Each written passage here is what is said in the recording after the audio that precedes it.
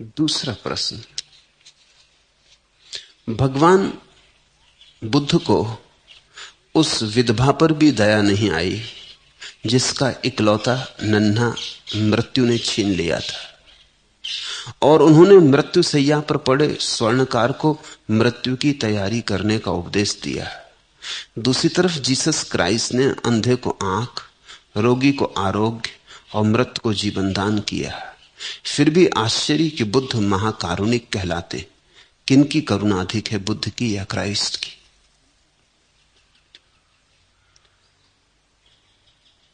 जिस छोटी सी कथा की ओर संकेत है वो तुम्हें स्मरण दिला देनी उचित है। एक स्त्री का एकलौता बेटा मर गया,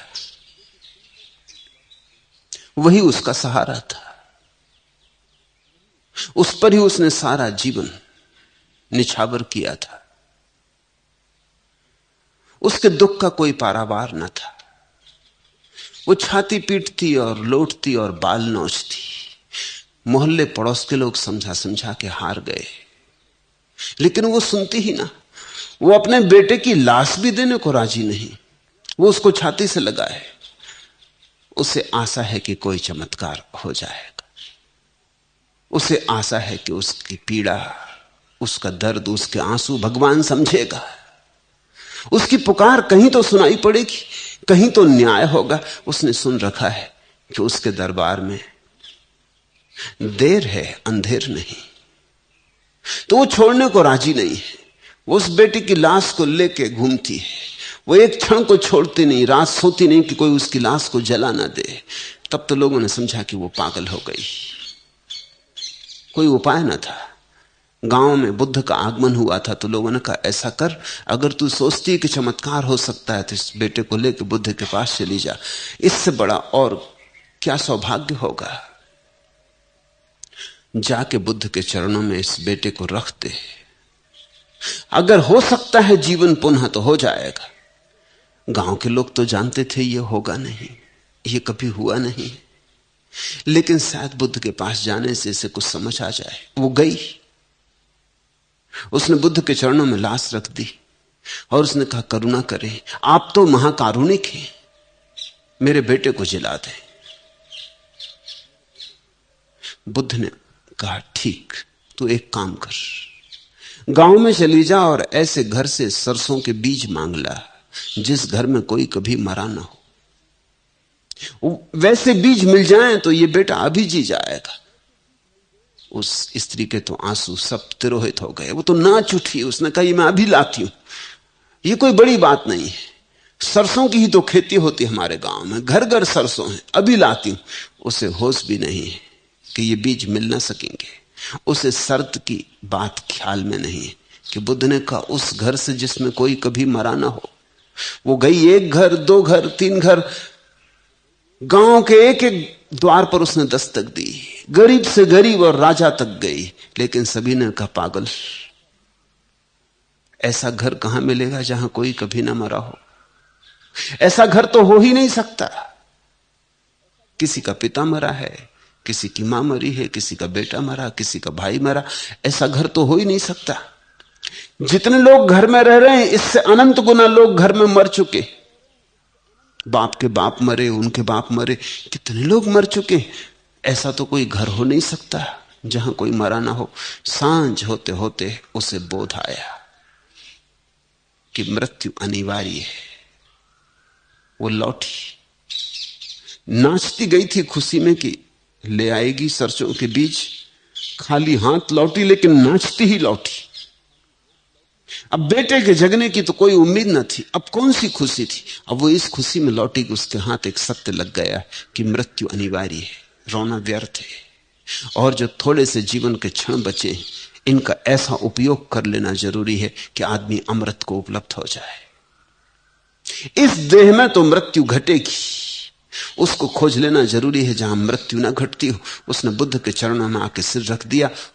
बुद्ध ने कहा, ले आई सरसों के बीच। वो हंसने लगी। उसने कहा, आपने भी खूब मजाक किया, लेकिन बात काम कर गई।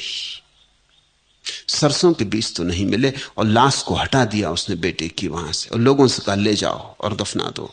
और बुद्ध से कहा मुझे दीक्षा दे, मुझे संन्यास्त करे। आज हूं, कल का पता नहीं, कल हो सकता है मैं भी मर जाऊं।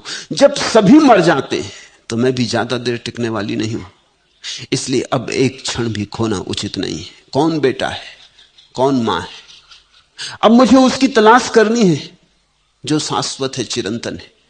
मुझे दीक्षा दे, देर ना करें। वो दीक्षित हुई। वो बुद्ध की बड़ी भिक्षुओं में एक भिक्षुणी सिद्ध हुई। जो स्त्रियां बुद्ध के सानिध्य में परम सत्य को उपलब्ध हुई, उनमें एक स्त्री वह भी थी। तुमने पूछा है कि बुद्ध को महाकारुणिक कहा जाता है, और क्राइस्ट तो मुर्दों को जिला देते, अंधों को आंखें देते, बीमार को स्वस्थ कर देते, कोढ़ी को चंगा कर देते, बहरा सुनने लगता, लंगड़ा चलने लगता, गूंगा बोलने लगता। तो जीसस करुणावान है या बुद्ध? जीसस करुणावान है, बुद्ध महाकरुणावान। जीसस की करुणा बहुत दूर तक काम नहीं आएगी, इसलिए करुणावान। बुद्ध महाकरुणावान, उनकी करुणा अंत तक काम आएगी, अनंत तक काम आएगी। अगर किसी मुर्दे को भी जिला दिया तो भी वो मरेगा। जीसस ने लजारस को जगा दिया था, मर गया था लजारस, फिर अब लजारस कहां है?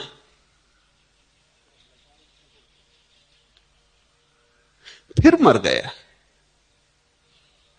एक ही बार मरा था, अब दोबारा मरा। तो करुणा का कुल परिणाम यह हुआ कि लजारस को दोबारा मरना पड़ा। जीसस ने लोगों की आंखें ठीक कर दी थी। कहां हैं वे लोग? आंखें भी गईं, वे भी गए। लंगड़ों को चला दिया था। कहां हैं वे लोग? कब्रों में सड़ गए होंगे। जीसस करुणावान है, इसमें कोई संदेह नहीं। लेकिन जीसस की करुणा कितने दूर तक काम आती? जीसस ने जो किया है वो तो अब डॉक्टर करने लगा। अगर अभी मुर्दे को नहीं जिला पा रहा है तो वो भी इस सदी के पूरे होते होते जिला लेगा, वो कुछ अड़चन की बात नहीं। तो जीसस चिकित्सक हैं ज्यादा से ज्यादा, बुद्ध महाचिकित्सक, महाकरुणावान। इसलिए हमने बुद्ध को करुणावान नहीं कहा, महाकरुणावान कहा है। बुद्ध कुछ ऐसा जीवन दे देते हैं जो फिर कभी छुड़ाए ना छूटेगा। कुछ ऐसी आंख दे देते हैं जो फिर कभी ना फूटेगी। कुछ ऐसे कान दे देते हैं, कुछ ऐसे श्रवण की क्षमता दे देते हैं कि जो सुनने योग्य है सुन लिया जाएगा। कुछ ऐसे पैर दे देते हैं जो कि अगम्य में गति हो जाती, अज्ञात में प्रवेश हो जाता है। बुद्ध भी देते हैं, देह पर नहीं, आत्मा पर, बाहर नहीं, भीतर। भारत ने इस बात को बहुत मूल्य कभी दिया नहीं कि अंधे को आंख मिल जाए कि बहरे को कान मिल जाए, इससे क्या होगा?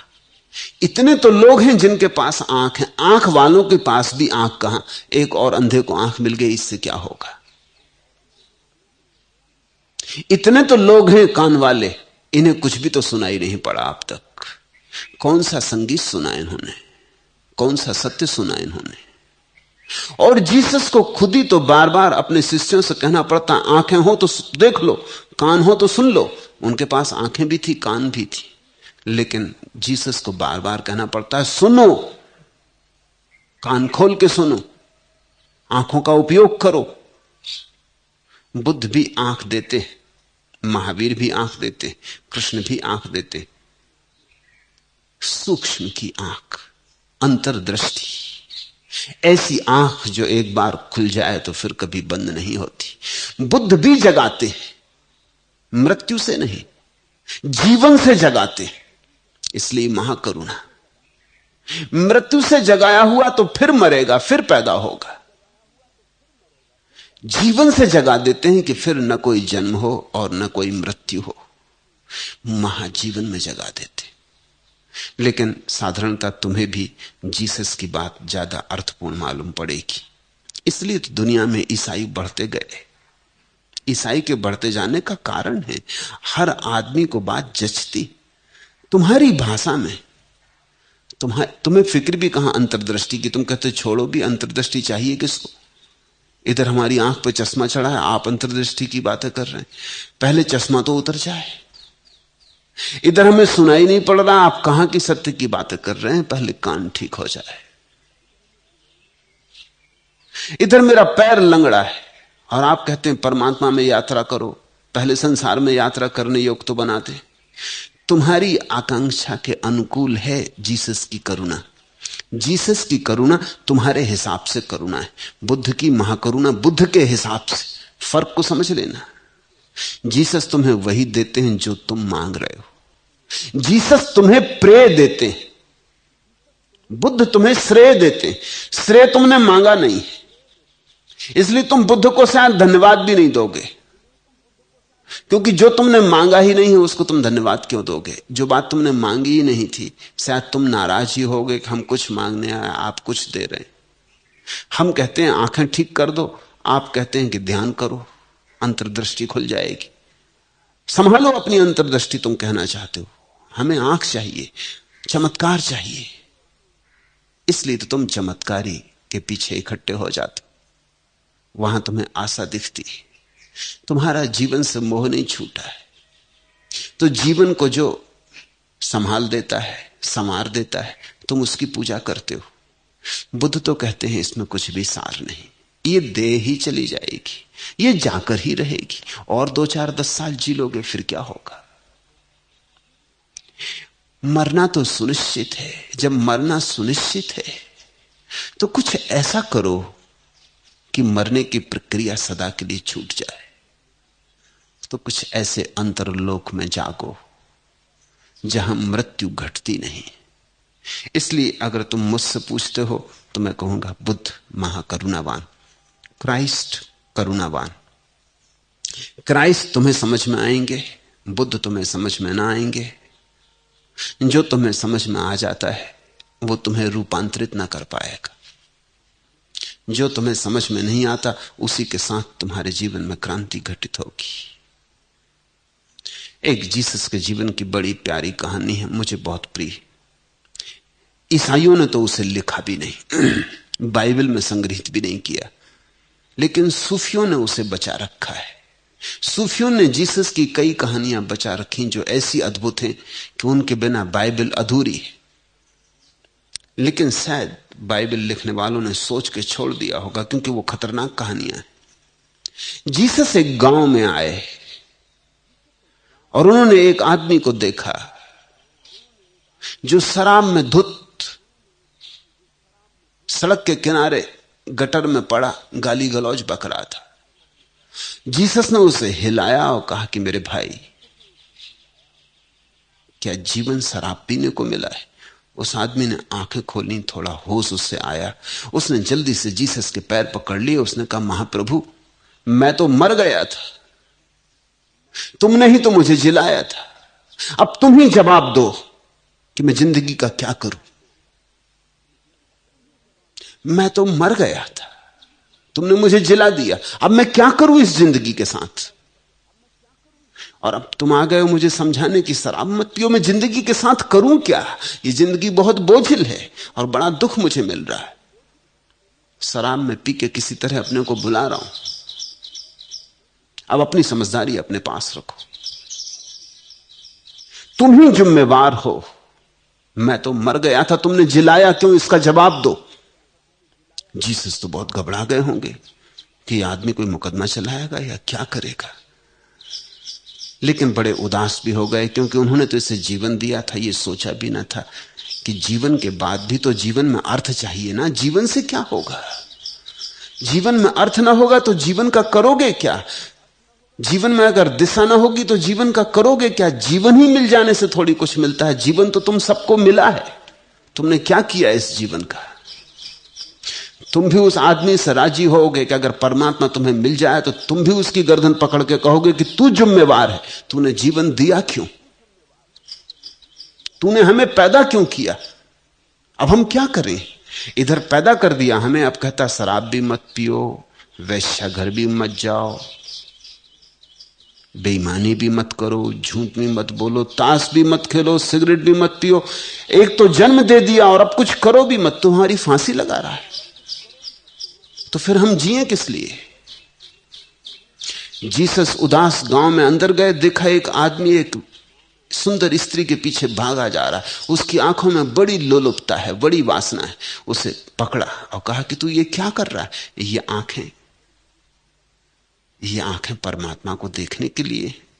उस आदमी ने जीसस के पैर छुए और कहा, महाप्रभु क्षमा करो, लेकिन ये मुझे कहना ही पड़ेगा कि मैं अंधा था और तुम्हें मेरी आंखें ठीक की। अब तुम मुझे ये भी तो बताओ, इन आंखों का करूं क्या? रूप न देखूं, सौंदर्य न देखूं, तो फिर अंधा ही क्या बुरा था? आखिर आंख का तो मतलब ये होता है कि आदमी रूप देखे, सौंदर्य देखे। तो अंधा होने में क्या बुराई थी? मुझे आंखें क्यों दी? मैं तो अंधा ही भला था, न दिखता था न पीड़ा थी। जब से ये आंखें मिल गई हैं, रूप दिखता है, रूप बुलाता है, अदम्य है उसकी पुकार। और अब इधर आप आ गए तो मुझे फिर से अंधा बना दो। जीसस तो बहुत हैरान हो गए। वो उदास गांव के बाहर निकल आए। उन्हें तो बड़ी चोट लगी होगी कि ये क्या हुआ? मैंने तो लोगों की सेवा की, करुणा की, और ये लोग क्या कह रहे हैं? एक आदमी को गांव के बाहर देखा कि फांसी लगाने का इंतजाम कर रहा है एक झाड़ के साथ। उससे पूछा कि भाई ये तू क्या कर रहा है? उसने कहा कि अब दूर रहो और ध्यान रखना, अगर मैं मर जाऊं तो मुझे जिला मत देना, क्योंकि मैं बुरी तरह ऊब गया हूं, और आप अपनी रास्ता लो। इस जीवन में रखा क्या है? यही तो ज्यापाल सात्र पूछता है कि इस जीवन में रखा क्या है, अर्थ कहां? यही तो दुनिया के सारे विचारशील लोग पूछते हैं कि इस जीवन में प्रयोजन क्या है। A tale told by an idiot, किसी मूर्ख के द्वारा कही हुई कथा मालूम होती, जिसमें कुछ भी अर्थ नहीं मालूम होता। इसे समाप्त क्यों ना कर दें? दोस्तोयेवस्की का एक पात्र दोस्तोयेवस्की के प्रसिद्ध उपन्यास ब्रदर्स कर्माजोव में चिल्ला के ईश्वर से कहता है कि ये टिकट जो तूने मुझे जीवन में प्रवेश के लिए दी थी, अब वापस ले ले। तू है कहां? तू है भी, अगर है तो प्रमाण दे। ये मेरे जीवन के प्रवेश की जो तूने आज्ञा दी थी, इसे वापस ले ले, क्योंकि इस जीवन में कुछ भी नहीं है। धन्यवाद देना तो दूर, आदमी ईश्वर को गुनहगार मानता है। तुमने जीवन दिया क्यों? यहां है क्या सिवाय दुख और पीड़ा के? लेकिन जीसस की भाषा तुम्हें समझ में आती है, क्योंकि तुम्हारी वासना के करीब पड़ती है, तुम्हारी कामना के करीब पड़ती। तुम चाहते हो सुंदर रूप हो, लंबा जीवन हो, बड़ी उम्र हो, धन हो, पद हो, प्रतिष्ठा हो। जीसस की चमत्कारी जीवन व्यवस्था तुम्हें आकर्षित करती। बुद्ध के पास तो सिर्फ वही लोग जाएंगे जो इस जीवन से ऊब गए। ये जो 3 आदमी जिनकी मैंने तुमसे कहानी कही, जिन्होंने जीसस को कहा कि क्षमा करो महाराज, तुम्ही ने झंझट में डाल दिया, ये तीनों आदमी अगर बुद्ध के पास जाते तो इन्हें मार्ग मिलता। तो बुद्ध कहते ठीक ही है, तुम ठीक ही कहते हो। जीवन में रखा क्या है? जीवन दुख है, जन्म दुख है, जीवन दुख है, जरा दुख है, मृत्यु दुख है, सब दुख है। तुम ठीक कहते हो। अगर बुद्ध को जीसस मिलते तो जीसस से बुद्ध कहते ऐसा करो ही मत, लोगों को जगाओ। ये तुम जो करुणा कर रहे हो, ये करुणा महंगी है, घातक है। मुझे जीसस मिले तो मैं भी उनसे यही कहूंगा कि ये करुणा घातक है। ये करुणा माना कि लोगों को जचती है क्योंकि लोगों की ये मांग है, लेकिन लोगों को जो जचता है अगर वही ठीक होता तो तुम्हारी जरूरत क्या है? लोगों के जचने के ढंग को बदलना है, लोगों का प्रेय बदलना है, लोगों को श्रेय देना है, लोगों को बताना है कि असली आंख और है, असली कान और है, असली जीवन और है, देह का जीवन नहीं, मन का जीवन नहीं। तुम्हारा प्रश्न सार्थक है। मैं तो बुद्ध के साथ राजी हूं। बुद्ध महाकरुणावान है। लेकिन जीसस के साथ जाति हो जाएगी अगर मैं इतनी बात तुम्हें याद न दिला दूं कि बुद्ध जिस देश में पैदा हुए उसमें हजारों वर्ष के बुद्धत्व का इतिहास था। इसलिए इतनी ऊंची महाकरुणा की बात समझने वाले लोग भी मिल सकते थे, मिल गए थे। जीसस ने जो काम शुरू किया वो एक ऐसी जगह शुरू किया जहां कोई बुद्धत्व का इतिहास ना था। यहूदी जिनको पैगंबर कहते हैं वो भी आधे राजनीतिज्ञ।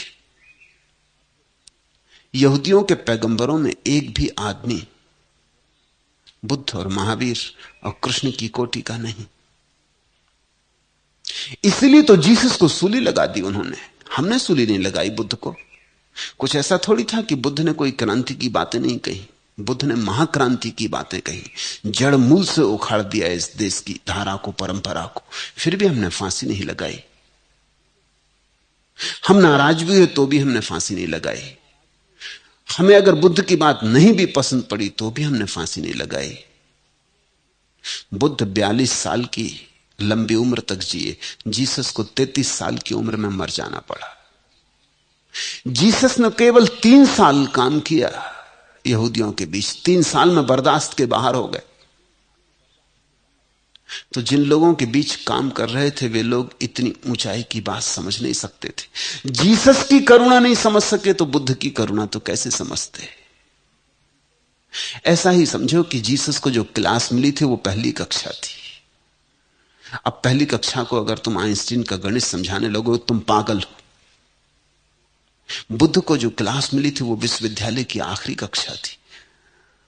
वहां अगर तुम 12 खड़ी सिखाओगे और वर्णमाला सिखाने लगोगे और कहोगे 1 और 1 मिलकर 2 होते हैं और 2 और 2 मिलकर 4 होते हैं तो विद्यार्थी तुम्हें निकाल के बाहर कर देंगे कि आप अपने घर जाएं। अलग तल पर बात थी।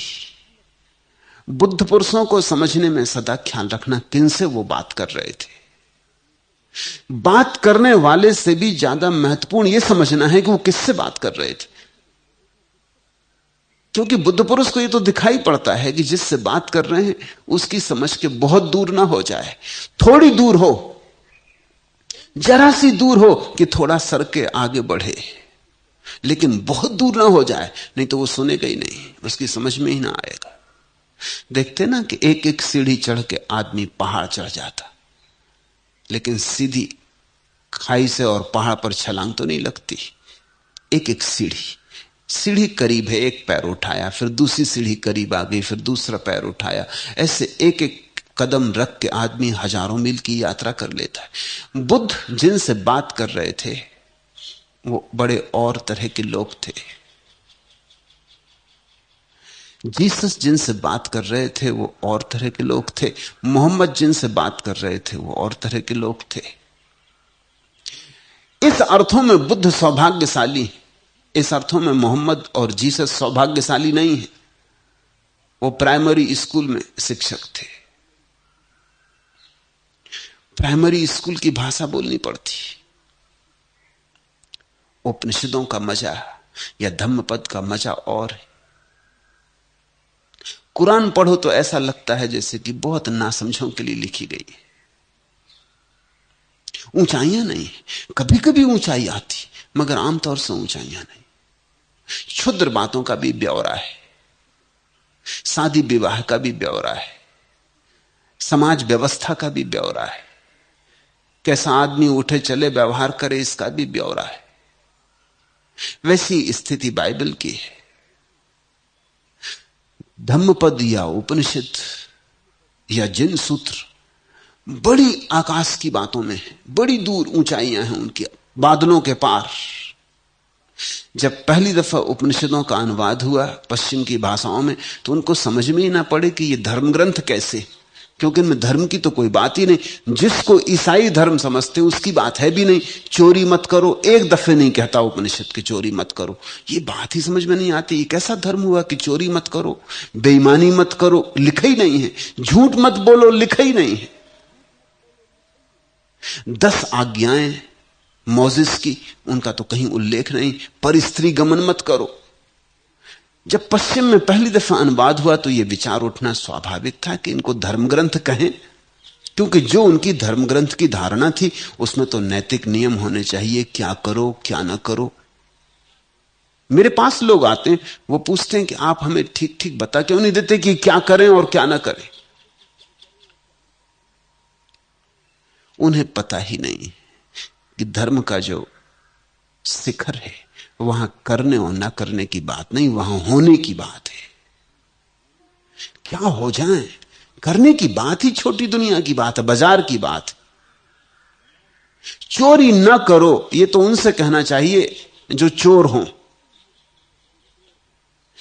जो लोग बुद्ध के पास आके बैठे थे वो तो धन इत्यादि की दुनिया छोड़ के आके बैठे थे। वो तो खुद ही समझ के आ गए थे कि वो सब बेकार है। चोरी की तो बात दूसरी, अपना धन छोड़ के आ गए थे, दूसरे के चुराने का तो सवाल क्या था। अब इनसे अगर बुद्ध कहें समझा समझा के कि चोरी मत करो तो ये भी सिर पीटेंगे कि आप किससे कह रहे हैं, क्या कह रहे हैं आप।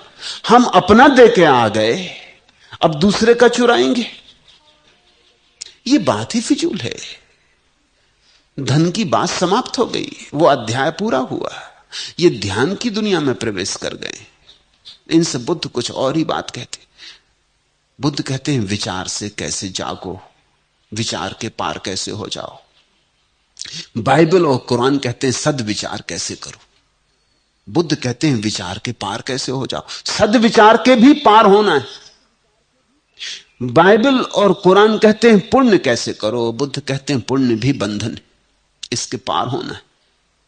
निश्चित ही बड़ी अलग तल पे बातें हो रही हैं, सीढ़ियां बड़ी भिन्न हैं। उपनिषद तो सिर्फ ब्रह्म की चर्चा करते और कोई बात ही नहीं करते। जिनसे ये बातें कही गई होंगी, बुद्ध तो फिर भी हजारों लोगों से बोल रहे थे, उसमें सब तरह के लोग रहे होंगे, समझदार ना समझ। उपनिषद तो बड़ी छोटी छोटी गोष्ठियां थी। 10, 25, 50 शिष्य थे, और शिष्य भी ऐसे वैसे नहीं। कोई 10 साल से गुरु के पास था, कोई 15 साल से गुरु के पास था। उपनिषद शब्द का अर्थ होता है गुरु के पास बैठना। उपनिषद उसके पास बैठना। जो उपासना का अर्थ होता है वही उपनिषद का अर्थ होता है। उपासन, गुरु के पास बैठे थे, गुरु में रमते थे, गुरु की तरंगों में डोलते थे, गुरु की दशा का स्वाद लेते थे, रस लेते थे, गुरु का पान करते थे, गुरु को पीते थे।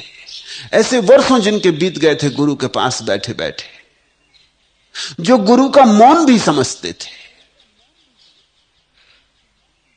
ऐसी घड़ी में गुरु चुपचाप बैठा बैठा एक दिन कहता है तत्वमसि, तुम वही हो। अब पश्चिम में जब इसका अनुवाद हुआ तो ये बात जरा बेबूझ लगती है कि तुम वही हो। आदमी होश में है, पागल। किससे कह रहे हो, कौन की बात कर रहे हो, कौन कौन है, तुम वही हो। ये बड़े मौन के लंबे प्रयोग के बाद कही गई बात है। जब शिष्य उस जगह आ गया है जहां संसार समाप्त होता है, ब्रह्म शुरू होता है, वह शुरू होता है। इस घड़ी में गुरु उसे चेताता है तत्वमसि, तुम वही हो। उससे कहता है घबरा मत, ये जो घट रहा है ये तू ही है, ये तेरा ही विराट रूप है, तू भिन्न नहीं है, जा उतर जा। वो नदी से कह रहा है डर मत, ये सागर तेरा ही है, उतर जा, तत्वमसि। अब यहां अगर वो कहे कि चोरी मत करो, पर स्त्री गमन मत करो, तो वो शिष्य कहेगा आप किसके साथ सिर भिड़ा रहे हैं, कहां की पर स्त्री। यहां अपनी स्त्री नहीं है तो पर स्त्री कहां। पहले तो स्व स्त्री होनी चाहिए तब पर स्त्री होती। इससे कहो कि देखो झूठ मत बोलना, चोरी मत करना, ये सब बेमानी बातें, इनका कोई अर्थ नहीं। इस परम शिखर पर तो तत्वमसि का ही उद्घोष हो सकता है। कि अहम ब्रह्मास्मि, कि मैं ब्रह्म हूं।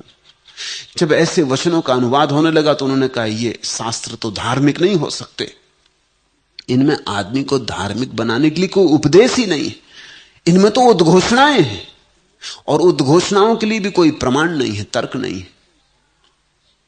हम ब्रह्मास्मि कह दिया, बात खत्म हो गई। गुरु ने कह दिया कि मैं ब्रह्म हूं, फिर न तो कोई शिष्य ये पूछता है कि आप ऐसा क्यों कहते, इसका प्रमाण क्या है। मैं कल एक घटना पढ़ रहा था,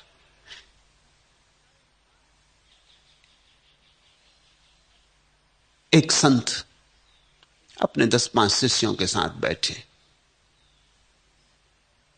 मौन का आनंद चल रहा है, संत भी चुप हैं, शिष्य भी चुप हैं। एक अजनबी आके खड़ा होकर ये सब देख रहा है। वो एक तर्कशास्त्री है, उसको ईश्वर पर भरोसा नहीं है। वो आए इसलिए है कि लोगों ने कहा यहां एक संत का वास है, तो आए इसलिए पूछने की ईश्वर के लिए प्रमाण क्या है, भगवान के लिए प्रमाण क्या है। यहां चुप्पी चल रही है, मगर उससे न रहा गया। थोड़ी देर तो उसने देखा, उसने कहा कि भाई ये मेरे बर्दाश्त के बाहर है, कुछ बातचीत हो, कुछ मतलब की बात हो, ये क्या गैर मतलब चुप बैठे। तो संत ने उसकी तरफ देखा और पूछा कि तुम अपनी कहो। तो उसने कहा कहना कुछ नहीं, मैं ये पूछने आया हूं कि भगवान का प्रमाण क्या है। संत ने जो उत्तर दिया वो अद्भुत था। संत ने कहा भक्तों की आंख में भगवान का प्रमाण है, और तो कहीं नहीं। भक्तों की आंख में, इनकी आंखें देख, गौर से जा, एक एक के पास इनकी आंख में झांक। उसने कहा आंखों की बात छोड़ो, मैं तर्कयुक्त प्रमाण चाहता हूं। उस संत ने कहा फिर तू कहीं और जा, क्योंकि तर्कयुक्त तो कोई प्रमाण नहीं। न प्रेम के लिए कोई तर्कयुक्त प्रमाण है, न प्रार्थना के लिए कोई तर्कयुक्त प्रमाण है, न परमात्मा के लिए कोई तर्कयुक्त प्रमाण। प्रमाण जरूर है, लेकिन प्रमाण भगवान का भक्त की आंख में। भगवान को खोजना हो तो भक्त की आंख में। उपनिषदों के ऋषि बैठे हैं छोटे से समूह के पास, बड़ा आत्मीय नाता है। उस आत्मीय नाते में कुछ कुछ लेन देन हो जाता है, कभी कभी बोल जाते, इसलिए उपनिषदों के सूत्र एक दूसरे से जुड़े भी मालूम नहीं होते, क्योंकि बीच बीच में जो सेतु है वो मौन का है।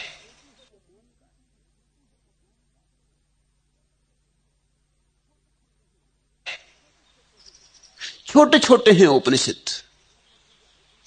आत्म पूजा उपनिषद है, एक पोस्ट कार्ड पर लिखा जा सकता है, वर्षों में पैदा हुआ होगा। और कभी कभी तो ऐसा हुआ है कि एक उपनिषद एक आदमी से पैदा नहीं हुआ, अनेक ऋषियों से पैदा हुआ। एक गुरु कुछ कह के मर गया, फिर उसके शिष्यों में कोई गुरु हो गया, उसने कुछ कहा वो भी जुड़ गया, फिर उसके शिष्य ने कुछ कहा वो जुड़ गया। ऐसे एक उपनिषद पैदा हुआ। एक आदमी के हाथ का बनाया चित्र भी नहीं है, लेकिन जिनने बनाया है एक ही चैतन्य की दशा में बनाया, इसलिए भिन्न भी नहीं है। अलग अलग ने बनाया यह कहना भी ठीक नहीं है, एक ने बनाया यह कहना भी ठीक नहीं है। ये बड़ी और तरह की कृतियां हैं। इस देश का सौभाग्य है, जैसे आज पश्चिम विज्ञान के अर्थों में सौभाग्यशाली है, वैसा ये देश धर्म के अर्थों में सौभाग्यशाली रहा है। हजारों साल की हवा के बाद कहीं ऐसी घड़ियां आती हैं जब हम उन ऊंचाइयों पर आंखें उठा सकें, उन शिखरों को देख सकें जो बादलों के पार है। बुद्ध की महाकरुणा को देखने के लिए तुम्हें समझना पड़ेगा, नहीं तो ये तो बात सीधी साफ समझ में आती है कि अगर ये औरत अपने बच्चे के मरने के बाद जीसस के पास गई होती तो जीसस ने उसे जिला दिया होता। तुम भी कहते कि ये करुणा हुई। ये बुद्ध ने क्या कहा कि सरसों के बीज ले आ, कि सरसों ले आ।